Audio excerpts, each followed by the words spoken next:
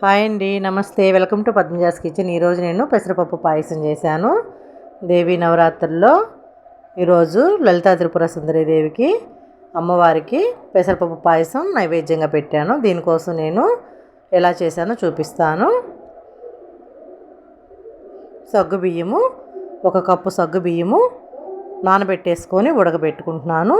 పెసరపప్పుని కొంచెం 1/2 కప్పు పెసరపప్పుని దూరగా వేయించేసుకొని కుక్కర్లో వేసుకొని ఉడికించేసుకొని కొంచెం గరిటెతోటి కొంచెం చిదిమేసుకొని కచ్చాబచ్చాక ఉడుకుతున్న సగ్గుబియ్యంలో వేసేసుకొని కలుపుకోవాలి. 1 కప్పు సగ్గుబియ్యం, 1/2 కప్పు పెసరపప్పు నానబెట్టేసేసుకుంటే సగ్గుబియ్యం కూడా నానబెట్టేసుకుంటే త్వరగా ఉడికిద్ది. 3 కప్పులు నీళ్ళు పోసేసుకొని సగ్గుబియ్యం ఉడకబెట్టేసుకుంటున్నాను. ఉడికింది. సగ్గుబియ్యం ఉడికిన తర్వాత ఈ ఉడికిన పెసరపప్పును కూడా దీంట్లో కలిపేసేసుకొని పాలు పక్క స్టవ్ మీద పాలు కాగబెట్టేసుకొని దీంట్లో పోసేసుకోవాలి. సగ్గుబియ్యం ఉడికింది కదా, దీంట్లోనే పెసరపప్పు కూడా వేసేసాను కదా.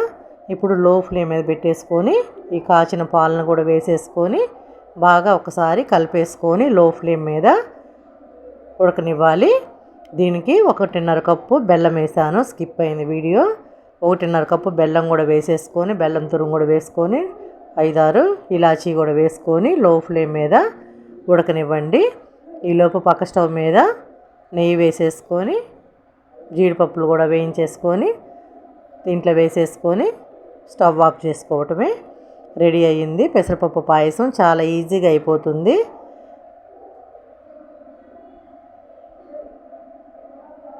పెసరపప్పు పాయసం రెడీ అయ్యింది.